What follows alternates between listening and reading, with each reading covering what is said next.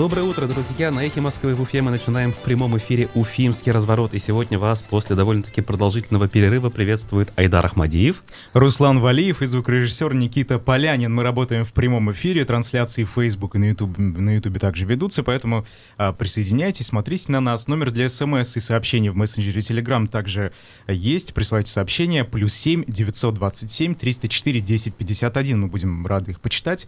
А во второй половине часа у нас еще будет гость, поэтому вопросы ваши тоже не помешают. Вот, поэтому хотелось бы несколько слов об анонсах. Во-первых, во второй части у нас будет профессор-юрист Гарифулла Япаров, человек, который защищал движение Башкорт в процессе судебного вот этого разбирательства в Верховном суде.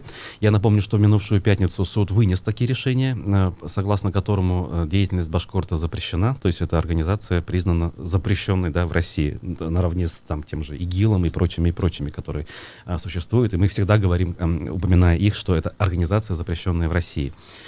Подробности судебного процесса во второй части эфира с ним обсудим, поэтому вопросы можете присылать. И по поводу других наших дел хотелось бы несколько слов сказать. Вот я думаю, что наши внимательные слушатели заметили, но, возможно, не все еще обратили внимание. По вторникам в эфире «Эхо Москвы» в Уфе, в прямом эфире, после 13 часов стартовал проект «Конфигурация шайбы» с спортивным журналистом Алексеем Горюновым и политологом Дмитрием Михаличенко. Игра, уже говорю, да.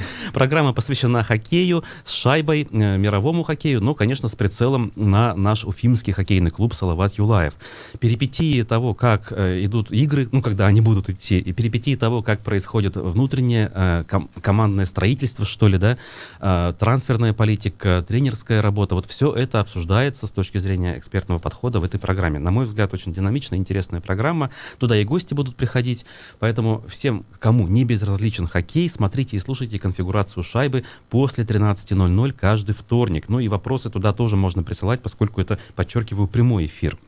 Вот. Сегодня также скажу, что после 15 часов у нас в эфире «Персонально ваш». В гостях будет доктор экономических наук Рустем Ахунов. Давно у нас его в эфире не было, поэтому экономические темы, кого интересуют, также присоединяйтесь и присылайте вопросы. Ну и, конечно же, я хочу напомнить, что у нашего эфира, как уже и несколько эфиров подряд, есть партнер. Наши друзья — это магазин электроники miufa.ru, фирменный магазин бренда Xiaomi, который находится на остановке округ Галли в Уфе, предлагает множество товаров, там не только смартфоны, но и множество разных аксессуаров фирменных и, скажем так, фирменных Xiaomi и других. И вот для наших слушателей компания MiUFA предлагает скидку в 300 рублей как минимум, 10% на аксессуары, но не просто так, да, а с помощью розыгрыша. Розыгрыш, конечно, простой, но поэтому кому интересно и важно купить в ближайшее время какой-нибудь электронный аксессуар или гаджет, участвуйте в розыгрыше и выигрывайте эти самые купоны. Мы сегодня 3 штуки разыграем. Чтобы выиграть, нужно ответить на простой очень вопрос, который я сейчас задаю. Год появления операционной системы Android, на которой как раз-таки работают смартфоны Xiaomi. Ну, не только Xiaomi, понятно, да, но с Xiaomi в том числе. Итак, в каком году была презентована и начала свою жизнь на рынке электронной связи операционная система Android? Присылайте смски по номеру +7 927 304 10 51. А мы начнем обзор прессы. Итак, первый материал «Идель Реалии». Начнем с этого. Прокуратура Башкортостана проверяет информацию в СМИ о самоизоляции 2 медсестер в морге. В Башкортостане прокуратура начала эту проверку после сообщений СМИ. В общем, о чем они сообщали? 2 медсестры Архангельской центральной районной больницы, которых поместили на самоизоляцию в помещении морга. Вот, значит, что там с ними происходит. Медики контактировали с пожилой пациенткой, у которой позднее был подтвержден коронавирус. Об этом сообщает Интерфакс. По словам главврача больницы Людмилы Хатмулиной, сотрудницы ночевали в помещении бак-лаборатории, которая находится в одном здании с моргом. У здания имеется 2 разных входа, уточнила она, и вот, значит, ее цитата. Второе помещение — лаборатория, которую переоборудовали под изолятор для сотрудников, находившихся в контакте с пациентами COVID-19. Изолятор соответствует всем предписанным нормам и имеет хорошие условия: душ, туалет, кровати. Изоляция данных сотрудников была сделана в исполнении требований Роспотребнадзора в связи с положительным анализом у одного из пациентов. Это цитирует ТАСС Минздрава Башкортостана. В ведомстве отметили, что медики ночевали в изоляторе только 1 ночь, и на данный момент они находятся на самоизоляции дома. Кроме того, проверку организовала полиция. которая, в свою очередь, убедилась, что все предписанные требования к изолятору были выполнены. Ну и вот ранее на портале про Уфу появилась информация об этих самых медсестрах районной больницы, которые вот на самоизоляции в здании морга оказались. Да, интересно, если бы СМИ не обратили внимания на эту историю, вот, Руслан, как вы считаете? Занялась бы прокуратура, да? Да, вообще эти женщины остались бы в этом морге или все-таки... Боюсь, это лишь один из случаев аналогичных. Наверняка их больше даже, да, опять же, потому что вот на это-то действительно СМИ обратили внимание, в СМИ сообщили люди, а вот сколько мы еще случаев не знаем, остается только догадываться. Кстати, по поводу СМИ и того, как происходит освещение. Вот вчера, по сути, был презентован новый инфекционный центр под Уфой в Зубово, но это как-то вот, на мой взгляд, опять же, субъективный, конечно, прошло как-то скромненько, да. Вице-премьер Андрей Назаров в соцсетях опубликовал несколько фотографий на республиканских телеканалах, были небольшие репортажи, но как-то вот лично у меня остаются вопросы, а все ли там на самом деле готово? Понятно, что этот госпиталь еще не запущен. 1 июня его обещают открыть для пациентов. То есть оборудование еще вроде как не поставлено, не подключено. Но все-таки, да, вот хотелось бы понять, а все ли там готово? Без лишней помпы как-то это все прошло. Ну, не хотелось бы, конечно, думать, что так все плохо. Наверное, все нормально, но вопросы остаются. Но будем надеяться, у них есть 4 дня для того, чтобы уже и недоделки доработать, как говорится, и оборудовать для того, чтобы это все функционировало с точки зрения медицины. Получится ли у них повторить историю Китая? Посмотрим, потому что в Китае там вообще огромную больницу отстроили за несколько дней буквально. Ну, нашим тоже отдать должное надо, да, действительно. У нас, вот я не помню, по крайней мере, подобных проектов. Действительно, менее 2 месяцев назад там было поле, покрытое снегом, да, то есть это была еще весна в разгаре, а теперь там уже растут деревья, трава зеленеет, как говорится, и, в общем, электричество подведено и так далее. Ситуация вынуждает. Ну вот еще что у нас башкирские власти планируют, а именно они планируют сеть лагерей «Башкирский Артек», об этом пишет «Коммерсант». Сеть детских оздоровительных лагерей под рабочим названием «Башкирский Артек». Об этом сообщили в воскресенье в ходе поездки в Сибай глава региона Ради Хабиров. Значит, по его словам, сеть может включать 4-5 объектов с высоким уровнем материально-технической базы, комфортабельными общежитиями, учебными корпусами, бассейнами, спортивными и культурными зонами. Но самое главное — это сильный педагогический коллектив, современные образовательные программы, преподавание на иностранных языках. Тогда мы смогли бы весь год прокачивать через эти лагеря наших талантливых ребят. Передает слова главы республики Радия Хабирова его пресс-служба. При этом сроки реализации проекта и его стоимость не уточняются пока. Ну, это очень заманчиво звучит. Посмотрим, звучит заманчиво. Ну, да, брендовое слово, когда используешь в заголовке. Такая благоприятная. Артек, нечто такое гигантское на берегу Черного моря, да. Итак, следующий материал, вот на что бы я хотел обратить внимание, это «Медуза». Глава Роспотребнадзора. Более половины регионов могут перейти к первому этапу снятия ограничений. Материал вышел еще на выходных. И вот что сказала Анна Попова. Сказала она это, кстати, в передаче «Воскресный вечер» с Владимиром Соловьевым в эфире «Россия-1». Она говорит, да, 44 субъекта, больше половины в Российской Федерации, уже имеют основания переходить к первому этапу снятия ограничений сегодня или завтра. Вот она это сказала, кажется, позавчера. А разве мы не перешли к этому этапу? Да, и поэтому, в принципе, я и взял эту новость, потому что как-то странно получается. И выписал себе небольшую хронологию в Башкирии. Значит, как у нас это в регионе происходило? 12 мая, ну, это практически сразу после того, как у нас Владимир Владимирович, уважаемый Путин, выступил по телевидению и сказал о том, что уже можно приступать к снятию этих ограничений. В 12 мая в Башкирии был отменен режим всеобщей самоизоляции, но там, правда, остался комендантский час для людей старше 65 лет. Потом, 18 мая, режим самоизоляции вновь вводится для людей 65+. 21 мая вводится разрешение ездить в сады для людей 65+. То есть у меня возникает такой, наверное, логичный вопрос. Может быть, конечно, я чего-то не понимаю. Если Анна Попова вот только сейчас сказала, что, значит, можно уже приступать к первому этапу, так почему в Башкирии мы приступили к этому уже давно? Мы идем на опережение. Видимо, мы настолько с вами... народ, как это прогрессивный. Прогрессивный, да, и решили, Слушай, значит, в данном пораньше. случае, мне кажется, все-таки дело не в том, как у нас в республике. Просто таких регионов, где начались смягчения, больше, чем один. Это не только Башкирия. В данном случае Анна Попова, видимо, немножко отстает от реальности, да, и не следит за тем, что происходит в стране. Ну, можно сделать вывод, опять же, да, если вот все здесь точно передается в «Медузе», как есть, как было сказано. Но, так или иначе, действительно, все больше и больше вот этих вот радужных сообщений о том, что у нас ситуация выправляется. Хотелось бы верить, что это так и есть. А опять же, это происходит, а не потому, что у нас 24 июня запланировано голосование по поправкам в нашу Конституцию. Опять же, данных точных, стопроцентных еще нет про 24 июня, но, опять же, у нас все больше и больше аргументов в пользу именно этого решения. Далее, по поводу бюджетных трат, еще коммерсантовский материал. Интересно, на капитальный ремонт 2 залов Курултая Башкирии потратят до почти 21 миллиона рублей. Когда я вижу вот эти цифры, и когда дело касается Курултая, мне всегда очень интересно. Тем более, что вот на мой субъективный, опять же, взгляд, залы Курултая выглядят неплохо и на сегодняшний день, да. Нельзя сказать, что там обшарпанные стены, потолки, полы и плохая мебель, и нет оборудования. Там все есть, прекрасно со звуком, с фото, видео и так далее. Но, значит, к 8 сентября 2021 года должны отремонтировать 2 зала, номер 317 и номер 601, в которых проходит заседание комитетов башкирского парламента по адресу улица Заки-Валиди, дом 46. Нужно провести капремонт системы электроснабжения и электроосвещения, в том числе демонтировать 20 светильников для люминесцентных ламп, смонтировать вместо них 6 светильников с подвеской на крюк. Вот это важно. Установить 22 светильника в подвесных потолках, установить 7 телеблоков. Во втором зале необходимо установить жалюзийные решетки в местах расположения систем отопления. То есть покрыть батареи решетками. И это все 21 миллион рублей.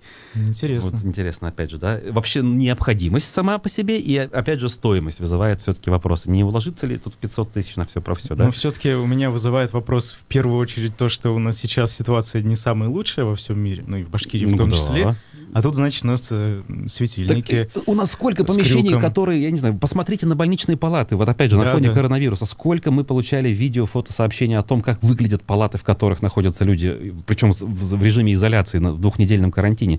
Но иной раз там, ну, просто антисанитарные условия, даже вот просто по видео. А здесь здание Курултая ремонтировать, ну, не знаю. Ну, мы все знаем, какие приоритеты могут быть у некоторых людей. Даже если мы не знаем, какие приоритеты, вот такие публикации нам дают понять, какие именно приоритеты у наших властей имеются. Итак, следующий материал. РБК Уфа. Компания из Москвы поставит в больницы Башкирии 10 тысяч компьютеров. Вот так вот. Поставкой более 10 тысяч компьютеров для учреждений сферы здравоохранения Башкирии займется компания ООО «Good IT». Компания из Москвы предложила наименьшую цену за контракт Минздрава Республики, это 489 миллионов рублей при начальной стоимости 569, сообщается на портале госзакупок. 4 других участника аукциона, там несколько разных компаний, и они, насколько я понимаю, там вот 2 компании, как минимум, они из Москвы и Московской области, одна уфимская компания, которая называется «Интегратор», назначили менее конкурентные цены. Госконтракт профинансирует из бюджета региона за счет федеральных субсидий по нацпроекту здравоохранения. Обеспечить медучреждения республики компьютерной техникой следует в течение 120 дней. И вот, кстати, почему я этот материал, в принципе, взял? Руслан, вот как вы считаете? Очень странно, что у нас огромное количество вот этих госзакупок, этих контрактов заключается с московскими компаниями. Вот, например, совсем недавно была новость, благоустройством там детских площадок в районах Уфы займется тоже одна из подмосковных компаний. Я сомневаюсь, что у нас в Башкирии так мало предпринимателей, которые бы могли что-то подобное реализовать. Вот это с чем-то связано, с чем-то объективным, с чем-то, что я не знаю, или... Вот из объективного, да, здесь есть конкурсные процедуры, есть 44-й ФЗ, так называемый, который все это дело регламентирует. И когда вот, если, например, мы сейчас зададим вопрос людям, ответственным за эту историю, они скажут, а все честно и прозрачно, конкурс открыт для всех, интернет доступен всем, по всему миру, как говорится, да, и заявляются все желающие, а выигрывают те, кто предлагают, как у нас принято, самую низкую цену. При этом, ну, качество остается, к сожалению, на втором плане. Вот и вся история. Наверное. Я могу предположить. Хотя иной раз послушаешь некоторых экспертов, гостей нашей студии, выясняется, что все-таки не так все однозначно. Да? То есть одно дело низкая цена, другое дело почему-то иной раз вот выигрывают одни и те же. И причем такие интересные победители бывают, которые даже зачастую аффилированы с кем-то через какие-то родственные связи. Не знаю, как здесь. Абсолютно не вникал в эту историю, но все может быть. Вообще, конечно, 44-й ФЗ, с одной стороны, как бы был нацелен на борьбу с коррупцией, с другой стороны, на выходе, что мы получаем, иной раз вызывает такое чувство недоумения, мягко говоря, да, иной раз вообще мы расстраиваемся, конечно. Что у нас еще есть? Вот неоднозначная история, на мой взгляд, но стоит о ней сказать, все-таки обращение не кому-нибудь, а Владимиру Путину. У нас очередное видеообращение в республике, друзья. Ученые Института нефтехимии просят Путина и Хабирова защитить своего экс-руководителя. Я посмотрел, значит, несколько видеороликов. Пока скажу, что молодые ученые Института нефтехимии и катализа Уфимского научного центра РАН записали видеообращение на президента на имя Путина и Хабирова. Они просят прекратить произвол и провокации в адрес молодого и перспективного экс-руководителя института. Если коротко, они выступили в защиту своего бывшего руководителя, как они называют, очень перспективного, молодого, видного ученого. И всячески они критикуют нового руководителя, который, по их мнению, ничего хорошего не делает и ни к чему хорошему его деятельность не приведет с точки зрения науки. Все это очень эмоционально окрашено, причем я бы не сказал, что там людей мало, довольно много. То есть в этом смысле в этой истории меня больше зацепила сама смелость. Вот у нас в большинстве случаев люди, имеющие отношение к бюджетной сфере, всего боятся. Отдельные случаи выступлений врачей РКБ, они скорее исключение, чем правило, так ведь? Потому что, опять же, на фоне всех этих коронавирусных историй я лично общался с несколькими медиками из разных больниц. В основном они все отказывались говорить публично. У всех у них проблема есть, говорить они отказываются. Так вот, вот эти ученые, они, в общем, как-то вот удивили меня, да, в этом смысле, что они готовы говорить. И, наверное, это само по себе неплохо. Другое дело, а что является подоплекой этой истории? Действительно ли есть объективные причины того, чтобы судить вот нового руководителя? Или это все-таки та самая борьба кланов, о которой у нас принято в республике говорить, да? То есть привыкли работать с одним руководителем много лет, все комфортно, удобно, поэтому а зачем им новый нужен? Но мы не знаем, опять же. Обращение можете посмотреть, вот на сайте Медиакурс-сети уже все опубликовано. Ну, в принципе, что это становится тенденцией, я имею в виду обращения, да, публичные, то это действительно хорошо, потому что если люди начнут говорить о своих проблемах публично, возможно, это каким-то образом положительно отразится на общей ситуации. Вот. Следующий материал... Давай еще одну. Да, успеем. Уфа-1. ФАС Башкирии объяснили, почему в ноябре маски закупали по 88 копеек, а в апреле по 30 рублей. Так. Ранее Уфа-1 уже писала об этом. Значит, что Федеральная антимонопольная служба по Башкирии говорит на эту тему? Цены на импортируемые медицинские маски и материалы для их производства напрямую зависят от изменения курса валют, а также высокого спроса на них и определенного дефицита предложений, которое вызвало распространение коронавирусной инфекции по всему миру. Сотрудники ФАС отметили, что в рамках общей работы правительства Российской Федерации антимонопольная служба принимает все необходимые меры для стабилизации ситуации с медицинскими масками.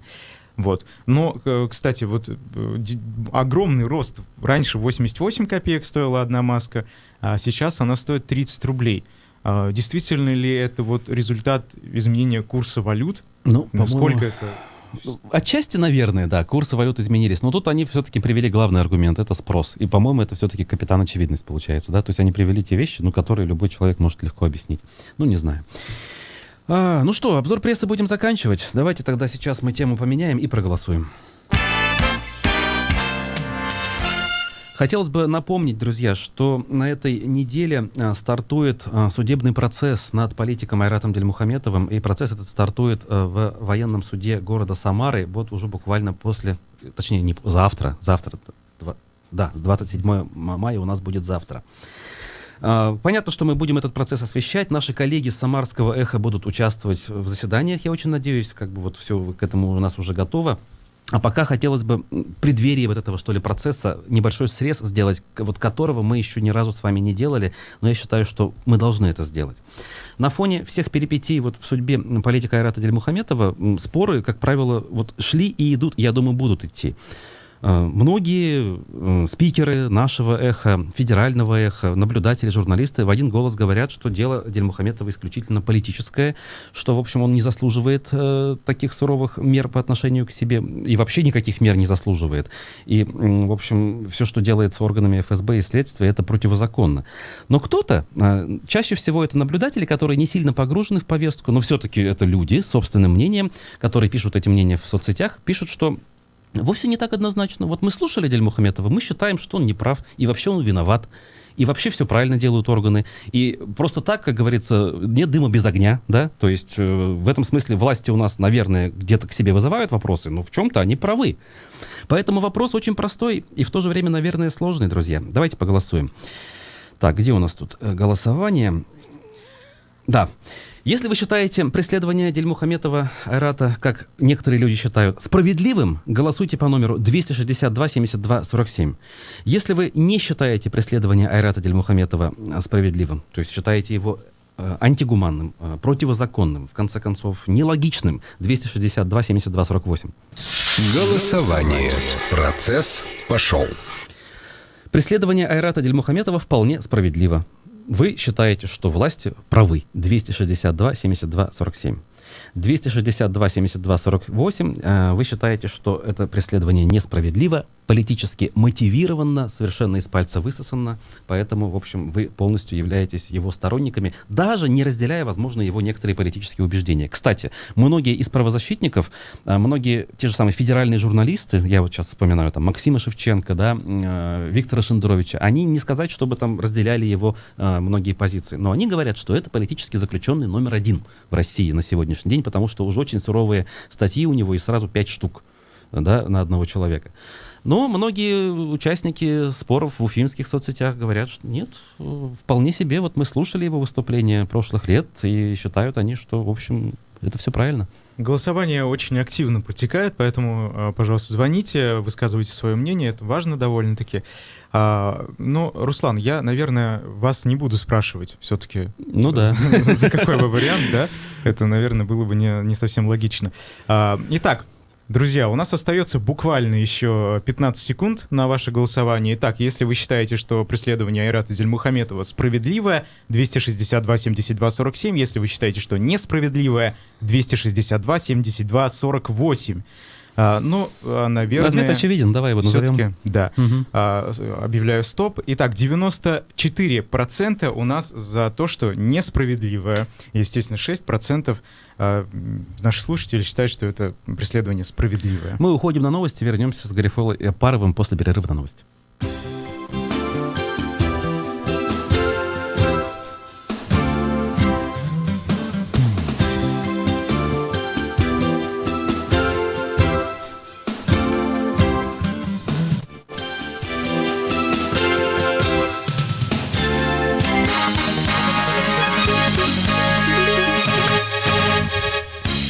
Половина седьмого в Москве, в студии Яков Широков, в эфире новости. 4 человека, по предварительным данным, погибли в результате аварии вертолета Ми-8 на Чукотке. Он упал после взлета в аэропорту близ Анадыря. Как рассказал источник агентства РИА Новости в экстренных службах, причиной аварии могла стать техническая неисправность. Сообщается, что вертолет принадлежал Минобороны, но в ведомстве эту информацию пока не подтвердили.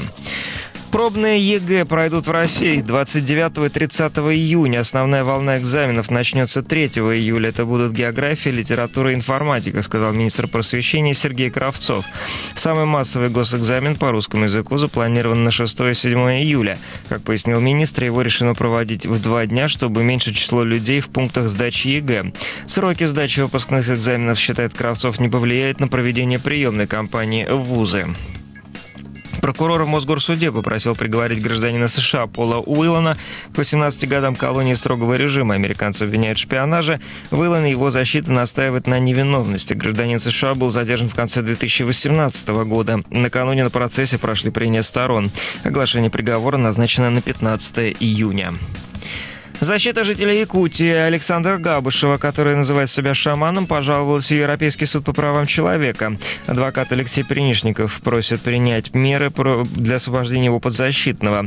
Он говорит о возможной угрозе здоровью Габышева. Ранее жители Якутии принудительно посадили на карантин в помещение для граждан с подозрением на коронавирус. Адвокат подчеркивает, что оснований для этого не было. В прошлом году Габышев отправился в пешее путешествие в Москву, чтобы провести у стен Кремля акцию против президента Владимира Путина. Жители Якутии задержали, в отношении него возбудили дело о публичных призывах к экстремизму. Следователи проверяют сообщения о массовых вечеринках в Москве, Новосибирске, Красноярске во время режима ограничений. Руководители местных подразделений ведомства должны будут отчитаться перед главой СК Александром Бастрыкиным. Пресса писала, что не так давно на фоне ограничений в Красноярске прошла вечеринка в клубе, закрытое массовое мероприятие в Москве и дискотека в центре города в Новосибирске. В руководстве новосибирской полиции ранее сказали, что установили некоторых организаторов и участников акции, они будут оштрафованы. Мир сейчас находится в середине первой волны пандемии коронавируса. Об этом сказал руководитель программы Всемирной организации здравоохранения по чрезвычайным ситуациям Майк Райан. Ряд стран, по его словам, смогли сдержать распространение болезни, между тем сохраняется риск нового пика заболеваемости. Райан призвал страны Европы, Северной Америки и Юго-Восточной Азии не останавливать тестирование, отслеживать пути передачи вируса и осуществлять меры по предотвращению его распространения. В Москве сейчас 11 градусов, давление 756 миллиметров ртутного столба. Днем ожидается местами кратковременный дождь, плюс 17-19. Яков Широков, служба информации «Эхо Москвы». 3, 2, 1.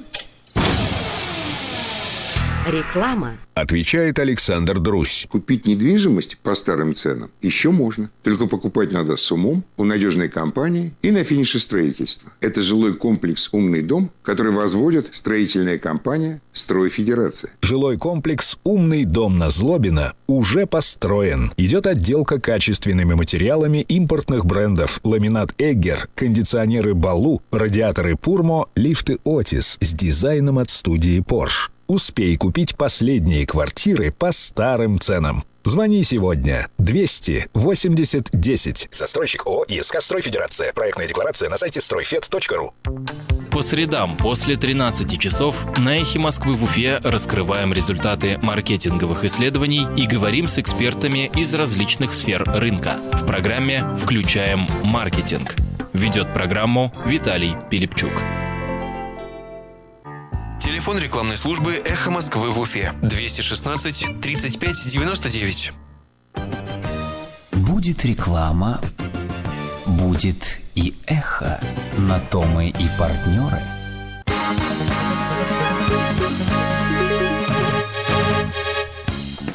На «Эхе Москвы» в Уфе новости. У микрофона Юлия Сафина. Здравствуйте.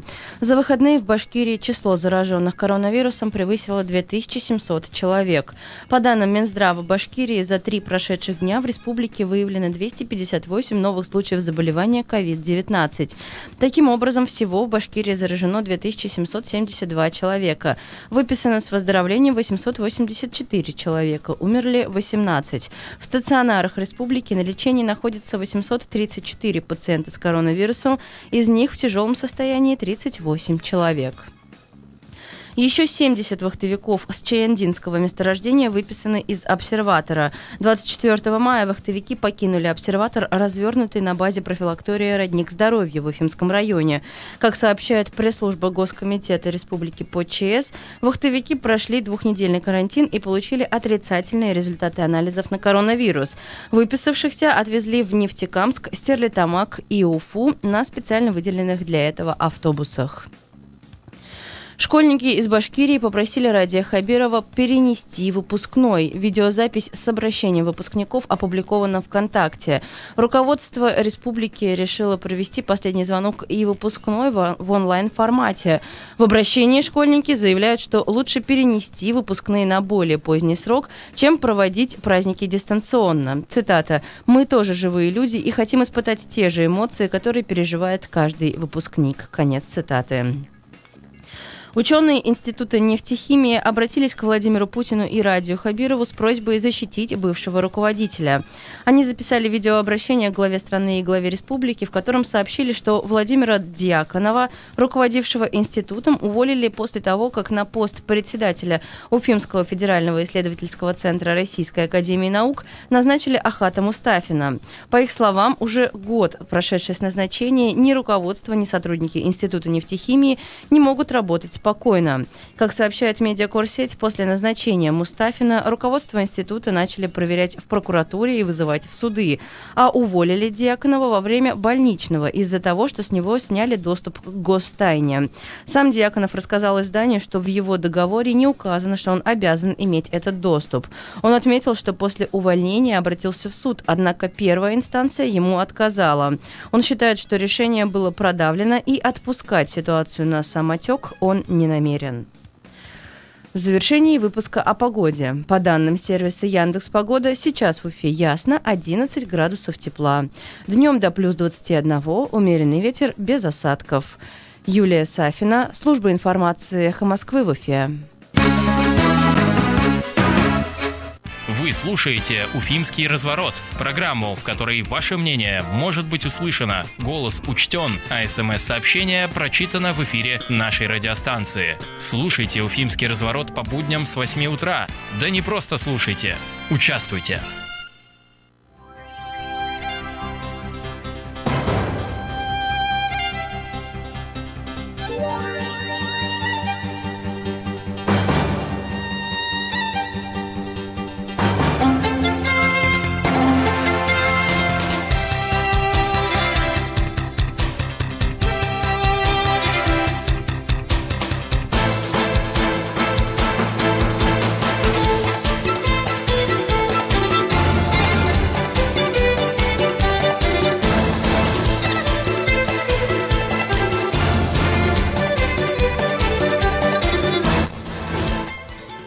Продолжаем «Уфимский разворот» в прямом эфире «Эхо Москвы» в Уфе. Сегодня в студии Айдар Ахмадиев, Руслан Валиев и Никита Полянин за звукорежиссерским пультом. И мы сейчас в студии не одни. Вместе с нами здесь профессор и защитник по делу в суде по делу об экстремизме БО «Башкорт» Гарифулла Япаров. Здравствуйте, Гарифулла Хабибулович. Здравствуйте. Ну что, в минувшую пятницу был приговор Верховного суда Республики, который признал такие движения «Башкорт» экстремистским. Вы на протяжении всего процесса защищали движение. Вот первым вопросом, наверное, так в общем хотелось бы понять, что-то вас заставило реально удивиться в процессе этого процесса? Или все-таки все шло именно так, как вы ожидали? Я веду свой собственный реестр судебных процессов, где я принимал участие в качестве адвоката, юриста, ответчика, истца и так далее. Это у меня 1150 процесс. Я в суде под протокол заявил о том, что в моей практике это самый удивительный процесс, где судья с первых заседаний, так скажем, с первого же дня давила на административных ответчиков, не давала слова ни адвокатам, ни представителям, ни председателю общественной организации. То есть, просто шел такой судебный беспредел, так скажем. То есть все то, что прокуратура, как истец, принесла в качестве доказательств, судом было принято, и аргументы защиты не были выслушаны.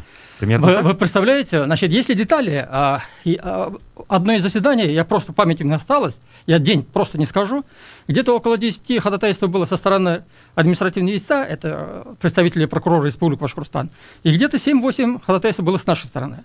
Все 10 ходатайств прокурора республики, представителя прокурора республики были приняты без разговора. Даже те документы, которые никакого отношения не имели к данному процессу, там есть уголовное дело по фамилии, если я правильно назову, это Ян Булатов. Как будто это Ян Булатов является членом нашей организации БО «Башкорт», которую мы представляем, и как будто это имеет прямое отношение к данной организации. А этот человек никогда в организации на член не состоял. И наши 7 ходатайств ни один не был принят во внимание.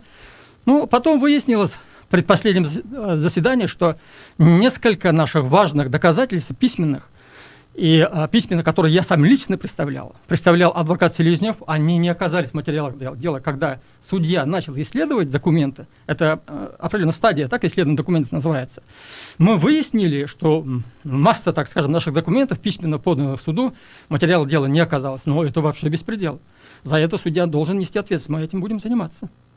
Каким образом? То есть вы будете подавать апелляцию дальше? Да, у нас есть много рычагов. Я же говорю, у меня 1150 процесс. По моим заявлениям, жалобам на беспредел судебный, многие судьи лишены были судьи, так скажем, лишены полномочий.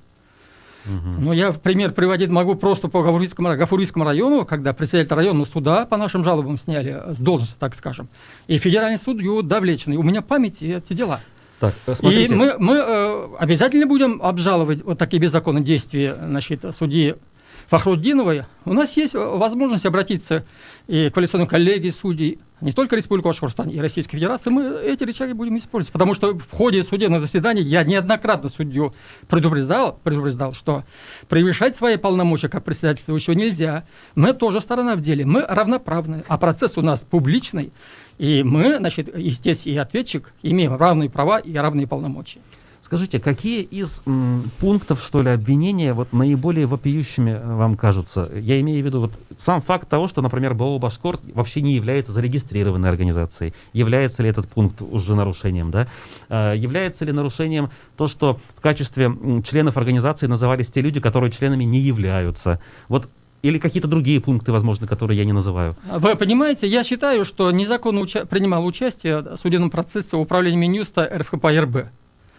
Значит, в одном из заседаний представитель прокуратуры заявляет, что в полномочиях, значит, этого управления Минюста РФКП-РБ, скажем, курирование общественных организаций, имеющих юрлицо, то есть регистрированных в Минюсте, так ведь? И в налоговых органах. И второе полномочие, самое главное, курирование тех общественных организаций, которые признаны экстремистскими. То есть изначально истец административный привлекает эту организацию третьим лицом, значит, предполагая, или же думая, или же читая, значит, что эта организация уже является экстремистским, понимаете? Я об этом заявляю ходатайство, судья даже 0 внимания, но этого делать же нельзя. Если сегодняшний день организация не зарегистрирована как юрлицо, и никаких пока еще судебных решений нет о признании БО «Башкорт» экстремистским, эта организация просто делать нечего было там. Пожалуйста, после того, как признали экстремистской организацией, значит, как раз эта организация подпадает под епархию Минюста РФКП-РБ. Вот такие процессуальные нарушения, вопиющие даже, просто не были приняты во внимание судьей Фахриддиновой. А скажите, вы можете сказать, что это дело действительно политически мотивированное? Естественно. Я в ходе судебного заседания даже в прениях, для того, чтобы готовиться к прениям, нам дали 40 минут с обедом вместе, это смешно, люди смеялись, юристы особенно, как это так? Во время обеда дать время для подготовки по 6 томам административного дела, значит, подготовиться к прениям. Это нарушение 6 статьи Конвенции. Но это чуть попозже вопрос такой вы задали. Повторите, пожалуйста. Что... Считаете ли вы дело политически мотивированным? Да. С этого же я начинал. Естественно, идет политическая борьба в Республике Башкортостан, общественная организация, уже прокуратура привлекает эту политическую борьбу в Республику Башкортостан, признает ее экстремистским. Все высказывания, которые когда-то были сделаны членами организации БО «Башкорт», его руководителями, не несут никакого политического характера. Нет там никаких экстремистских высказываний. Если кто-то высказывал критические слова в адрес Хамитова, бывшего главу Республики Башкортостан, так ведь это же не означает, что этого делать нельзя. Это право гражданина оценивать тех руководителей, которые они избирают.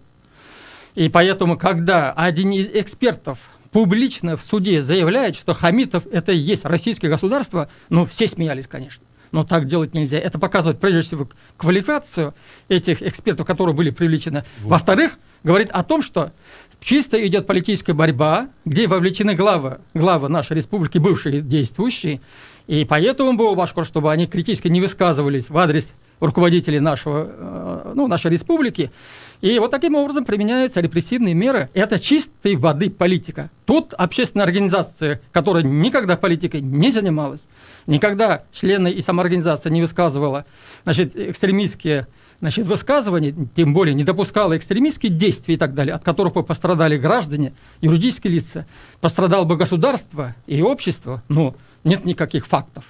Вот крымско-татарское, меджлис, так ведь, есть вот такое громкое дело. Там четко Верховный суд указывает о том, что привлечь к ответственности общественную организацию можно тогда, когда нарушаются права граждан, наносится материальный ущерб интересам граждан, государства и юридических лиц. Там четко указано. Я в речи судебной как раз на это указал суду, но суд не принял никакого внимания. Вот смотрите, если, как вы говорите, там беспредел творился во время этого процесса, по вашим словам, вот скажите, вы собираетесь обжаловать это в рамках, так сказать, российской судебной системы? Надеетесь ли вы на какой-то довольно справедливый результат, пересмотр дела, может быть, и так далее? И если нет, то планируете ли вы дальше идти, например, в Европейский суд по правам человека и так далее?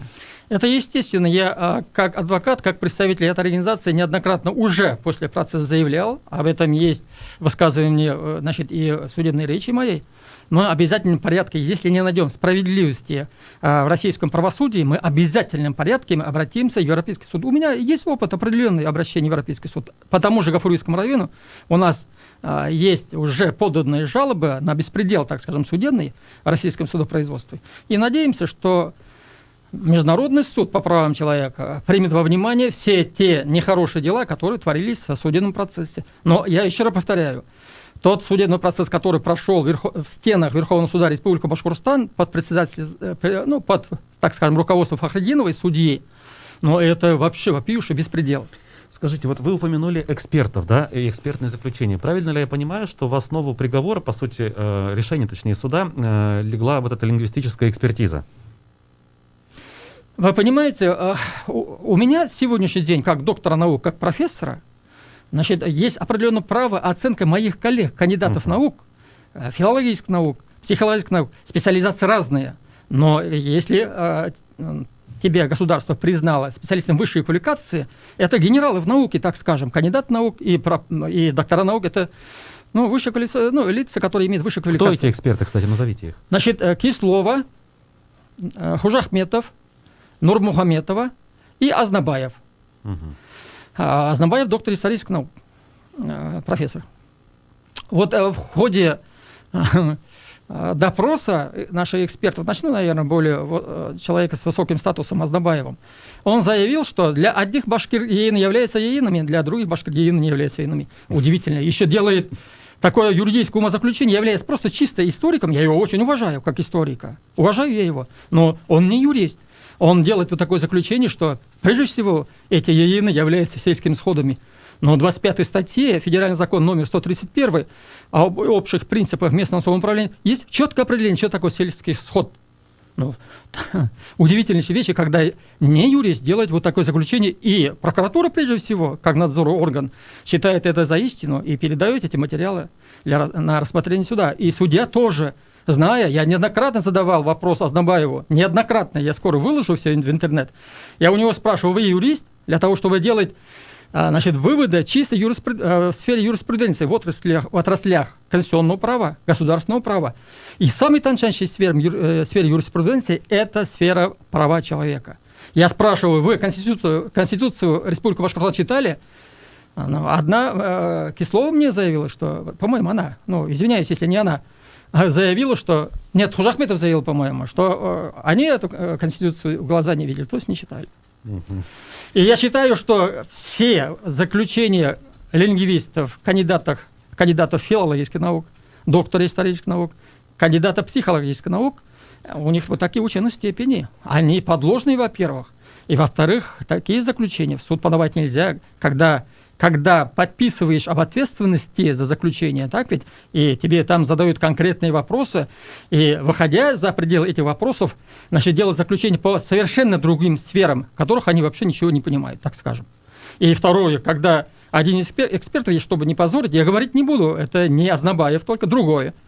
Он заявляет, и написал это официально, что Хамитов, бывший глава республики, есть российское государство, это же совсем...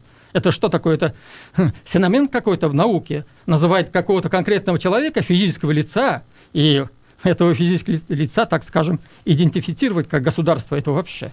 И, как я понимаю, стенограмму выступления Фаила Алчинова, которые вы требовали, так и не предоставили. То есть сразу перевели на русский, сами послушав башкирскую речь, и решили, что это экстремистское выступление, так? Вы понимаете, самое интересное, изначально весь судебный процесс был построен на несуществующем на свете, на протоколе Курултая Башкирии от 10 апреля, это Зилайрийского района, который изначально был оформлен на башкирском языке, а неизвестно кем, неизвестное время, неизвестное место переведено на русский язык и передано правоохранителям, подписанный Султановым, председателем Курултая Зилайрийского района, и Хидиатовой, секретарем. И этот протокол, подложенный на русском языке, был положен в основу обвинения административного истца.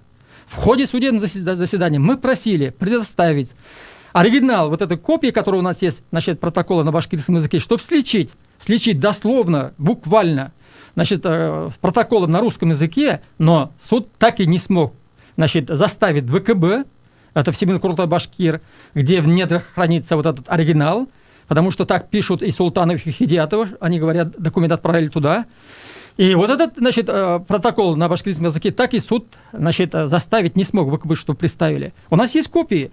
В копии протокола нет ни одного слова, которое можно было приписать Фаилу Алчинову по экстремизму или же по сепаратизму. Там мы неоднократно в сетях, интернет-сетях, в Фейсбуке, ВКонтакте, Одноклассниках показывали, какой протокол настоящий на башкирском языке, который был Султановым подписан, Хидиятовой.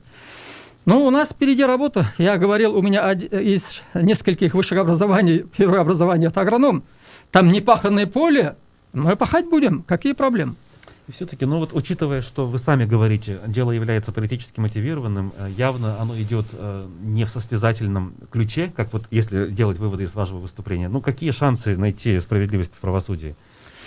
Они же не Вы знаете, у нас очень мало времени сегодня. Значит, административные суды в Российской Федерации созданы по инициативе Путина Владимира Владимировича, президента Российской Федерации. Значит, в газете «Коммерсант» в 2012 году президент написал, что административные суды создаются в Российской Федерации для того, чтобы, значит, защищать интересы граждан, которые спорят с чиновниками. И чиновники должны доказывать, бремя доказывания ложится не на гражданина, а на чиновников. И вот этот процесс полностью, значит, игнорировал вот такое наставление, скажем, высшего должностного лица, президента Российской Федерации. Это указание прямое указание судам, как себя вести. Вот этот суд у нас, который проходил по административному иску прокурора, совершенно наоборот. Прокуроры считали себя хозяевами положения, а административного ответчика ставили в роли изгоев, которые не могли ни в одном процессе, значит, защищать свои, значит, интересы. Когда начинаешь говорить, доходишь до аргументов, судья останавливает. Когда аргументы выкладываешь уже, она упустила, начинает тебя прерывать и так далее. В ходе судебного процесса вот таких беспределов было очень много. Когда я уже выступал в прениях, судебных прениях, даже не имея возможности подготовиться, она мне делала замечания, вы понимаете, доходя чуть ли не до оскорбления. Я прямо там заявил, у меня в выступлении там четко слышно, что в отношении ее у меня есть уже определенное мнение, и я буду действовать, что я оскорбления никогда в отношении себя не допускал. И в данном случае, если судья этого допустила, мы посмотрим, сейчас проанализируем аудиозаписи, мы будем обращаться к коллегиальной коллегии судей, сперва РБ, потом ИРФ. Мы имеем полное право, потому что мы считаем, что наши права сначала до конца были нарушены. Тем более даже тогда мы делаем определенные замечания, не судье, а делаем замечания в ходу, значит, судебного процесса. Но вы понимаете, судья не принимает это дело во внимание. Когда мы говорим, что наши документы исчезли, она ноль внимания. Когда мы говорим, что нас прерывать не нужно, раз слово дали, так выслушайте, пожалуйста. Нет, она опять-таки забывается, перерывает и так далее. Начинает давать нам оценку, но этого делать нельзя. Вы имеете высшее образование и так далее. Но какое дело, извините, если меня допустили до судебного процесса, считая, что у меня есть диплом о высшем образовании юриста, так ведь и адвоката, удостоверение. Зачем делать вот так? Вы имеете высшее образование, остановитесь, пожалуйста, и так далее и тому подобное. Если, извините, если я имею высшее образование, я должен остановиться, что ли? Этого делать нельзя. Вот смотрите, такой вопрос. Сторонников организации, насколько я понимаю, довольно-таки много. Откуда я сделал такой вывод? Почему? Например, группа ВКонтакте, да, организация «Башкорт», там состоит почти 60 тысяч пользователей. 61 тысяча. Уже 61. Да. Вчера смотрел, было 59, ближе к 60. Хорошо. Многие из которых, возможно, как раз-таки последователи, да, возможно. Что теперь может угрожать этим людям, этим 60 тысячам людей? Они тоже будут ли они причислены к числу экстремистов? И вообще, как сложится их дальнейшая судьба с точки зрения юридических норм? У нас очень мало времени для эфира, поэтому я быстренько говорю. Да, могут иметь определенные последствия для тех людей, которые непосредственно являлись руководителями этой организации. То есть только руководителями? Да, но вы понимаете, это не в том плане, что кого-то могут посадить и так далее. Я уже вчера написал пост о том, что их посадить нельзя, перефразируя великого нашего актера, они уже памятники. Эти люди защищали интересы народа, который проживает в Республике Башкортостан, народа, который является республикообразующим.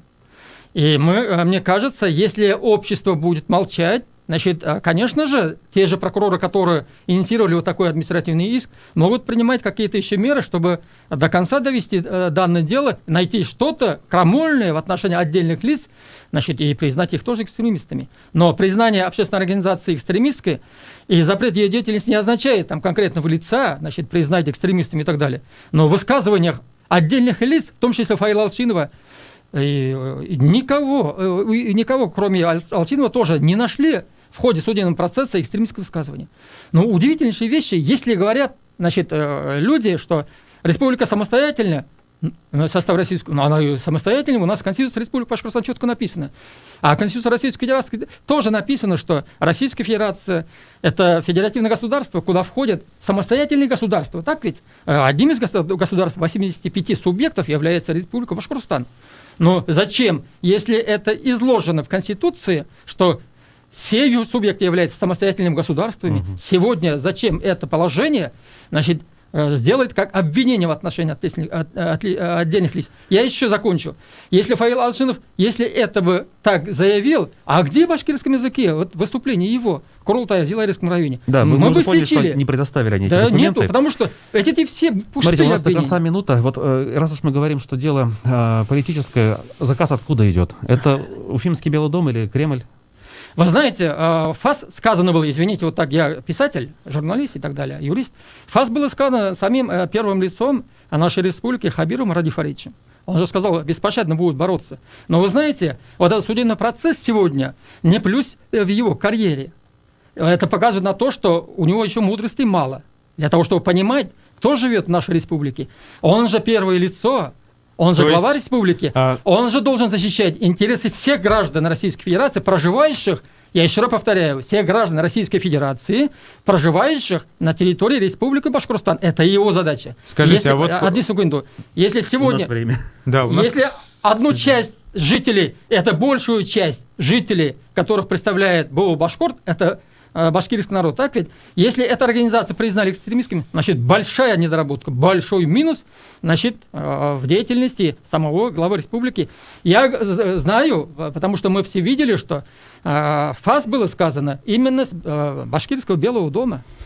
Ну что ж, время наше истекло. Большое спасибо. Я благодарю профессора, адвоката Гарифуллу Япарова за рассказ о том, как проходил процесс над движением «Башкорт». Я думаю, к этой теме мы еще будем возвращаться. А победителей сегодняшнего розыгрыша мы отдельно оповестим после нашего эфира. Всем спасибо и до свидания.